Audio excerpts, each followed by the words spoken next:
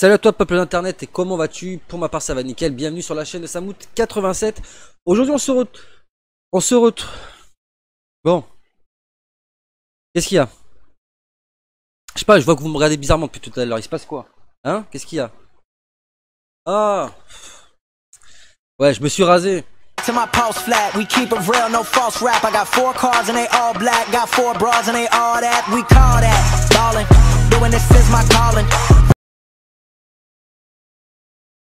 Salut à tous les amis, comment allez-vous? Bienvenue sur la chaîne de Samout87. Aujourd'hui je suis très heureux de vous retrouver pour ce premier numéro de Sam Vénère. Donc un premier numéro qui en amènera d'autres, je l'espère, et un nouveau concept de vidéo qui, je l'espère, vous plaira. En tout cas, pour ce premier numéro, j'avais envie de vous parler d'un petit truc qui m'a un petit peu agacé ces derniers temps sur les réseaux sociaux.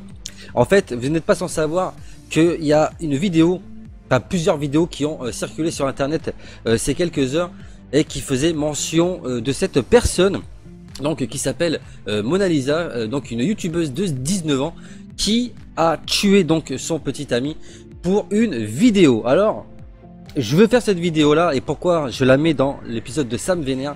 Parce que ça m'énerve tout simplement.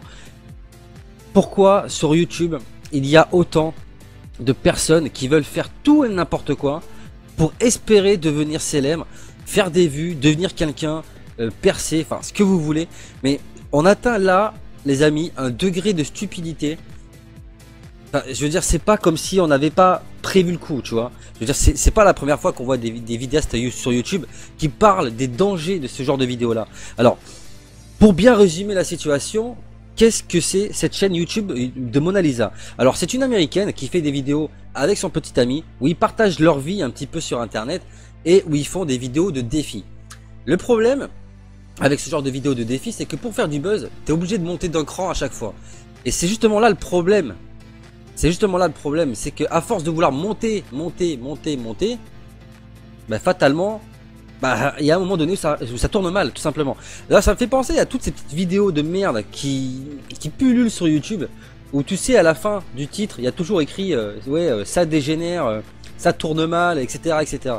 Puis bon, au final, tu te rends vite compte que c'est du gros fake, c'est du gros n'importe quoi, parce que c'est tout du coup monté. C'est les mecs qui demandent à leurs potes de faire croire des choses, machin, etc. Enfin bref, tout ça pour faire du buzz, parce que tu mets ça tourne mal sur une vidéo YouTube. Forcément tout le monde va vouloir savoir qu'est-ce qui tourne mal. Et au final ils se rendent vite compte, tu vois, qu'ils regrettent en fait d'avoir appuyé sur le bouton pour regarder la vidéo. Mais là pour le coup, ça a vraiment mal tourné, parce que qu'est-ce qui s'est passé au final? Alors, je vais vous expliquer un petit peu l'histoire pour que vous compreniez de quoi je parle. En fait, cette personne là qui fait des vidéos défis avec son copain ont décidé, alors vous allez voir, hein, ont décidé tout simplement que le mec allait prendre un bouquin, donc un livre si vous voulez, le coller sur sa poitrine, et sa copine allait tirer avec un flingue dessus, en espérant bien évidemment que le flingue, enfin que le livre pardon, arrête la balle. Bon, moi je suis pas spécialiste en armes, mais déjà le flingue que la personne a utilisé, c'est ce truc là. Excusez-moi pour le micro.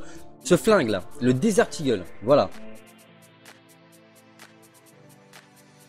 Tu vois le délire ou pas? Est-ce que tu vois le machin? Bref, pour ceux qui se demandent au final qu'est-ce que c'est qu'un Desert Eagle, parce que là je vous montre une image, alors vous ne pouvez pas vous rendre compte.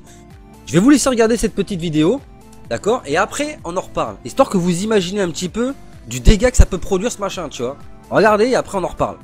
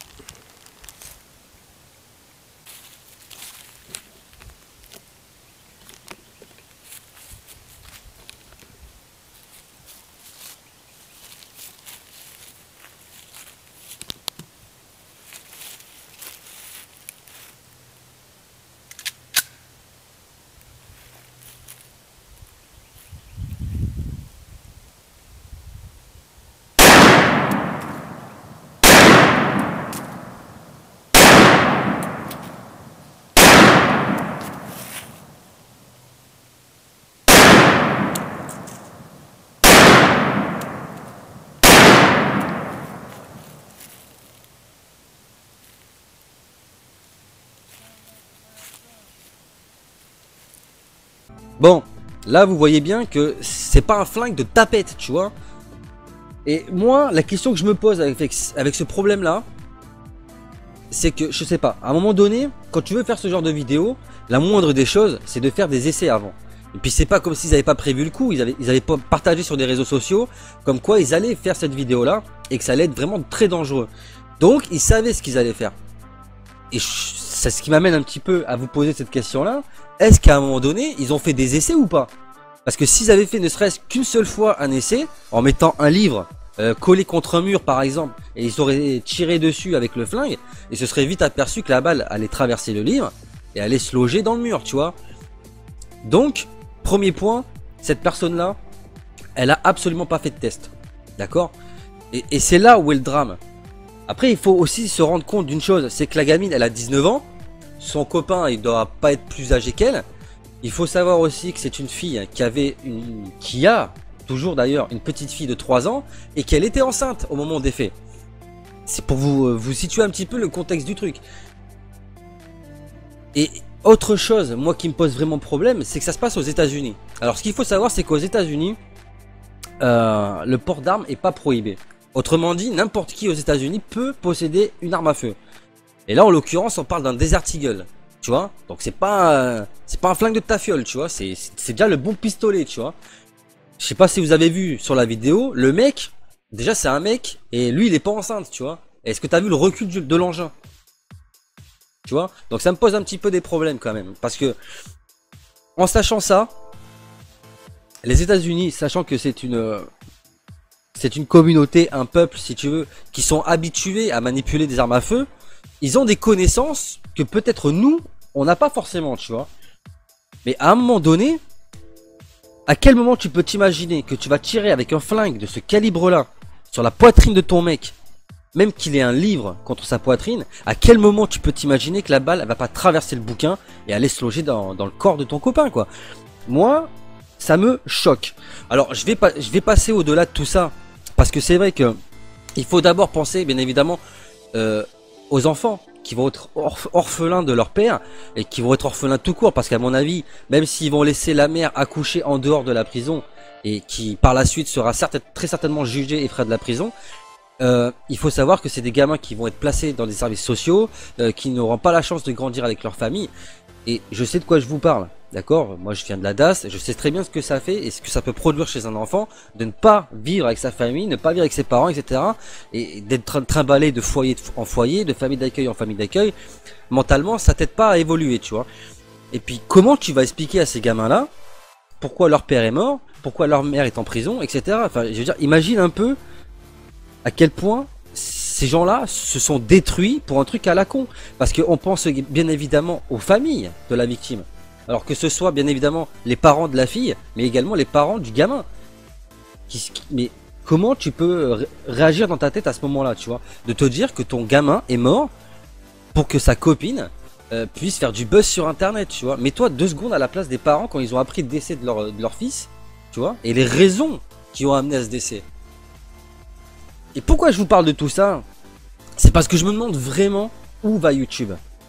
Tu vois, même s'il faut pas, bien évidemment, je pense trop accabler cette fille, qui à mon avis, vu son âge, était un petit peu naïve, et a très certainement, à aucun moment, voulu mettre a voulu mettre à mort son compagnon, créer son décès et détruire même sa propre vie, parce il va falloir qu'elle vive avec ça.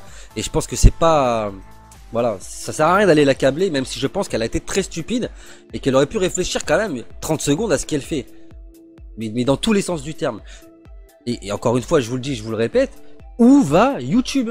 Moi, c'est vraiment la question que je voulais vous poser dans ce premier épisode de Ça me vénère, pardon. Où va YouTube? Il y a trop de chaînes à la con dans ce genre-là, et je vous garantis, pour avoir regardé beaucoup de vidéos sur ce genre de personnes-là, que beaucoup avaient prévu que tôt ou tard ça se passerait comme ça, ça finirait par y avoir un mort. Donc soit comme ça, soit les personnes qui font des pranks, je veux dire, tu sais pas, mais tu vas faire des pranks dans la rue, tu sais pas sur qui tu vas tomber. Imagine, tu tombes sur un psychopathe qui a un couteau sur lui, un flingue, et tu vas lui péter les couilles, lui va pas savoir que c'est un prank, il va pas se poser des questions, il va te défoncer la tronche, et tôt ou tard il y en a un qui va y rester. Ça c'est sûr et certain, et là on en a la preuve. Voilà, c'est comme les défis. En fait, vous savez ce que ça me rappelle? Ça me rappelle ce film qui est sorti là très récemment, dont j'ai complètement oublié le titre. Donc si vous voyez de quel film je parle, n'hésitez pas à me mettre le titre du film dans les commentaires de la vidéo. Mais vous savez ce film où en fait, c'est basé sur des réseaux sociaux, et c'est un jeu en fait. C'est un jeu où tu dois faire des défis, et c'est filmé par des millions, t'as des millions de personnes qui te voient faire ces défis là, et plus ça va, plus ça monte haut en fait. Et ça part dans des délires de ouf, limite à la fin je crois qu'ils doivent se buter, enfin il y a un truc comme ça. Donc je sais pas si vous voyez de quel film je parle, il est sorti là cette année ou l'année dernière, je sais plus. Et ça me rappelle ça, et en fait on y est quoi. Ce film en fait, il a été mais d'une clairvoyance hallucinante, parce qu'au final, il essaye tout simplement de montrer aux gens, ce que j'essaie moi de vous expliquer dans cette vidéo là, c'est que où est-ce qu'on va finir. Moi je suis persuadé que même à la télé, ça va finir comme ça, tu vois. On va mettre une nouvelle émission de télé-réalité, tu vois, où les gens devront faire des défis de plus en plus ouf, quitte à risquer leur propre vie, tu vois.